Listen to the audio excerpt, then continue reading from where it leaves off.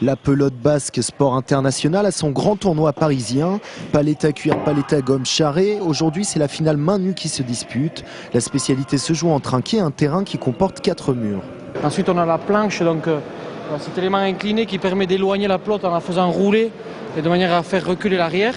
Et ensuite, le principe du jeu est de jouer dans le filet, parce qu'en fait, le fait de mettre la pelote dans le filet est un point gagnant. C'est un sport assez violent pour les mains, puisque on ne tape pas main nue, donc on a des petites protections, on les voit, c'est des protections qu'on met sur les mains qui nous permettent d'éviter de blesser la peau.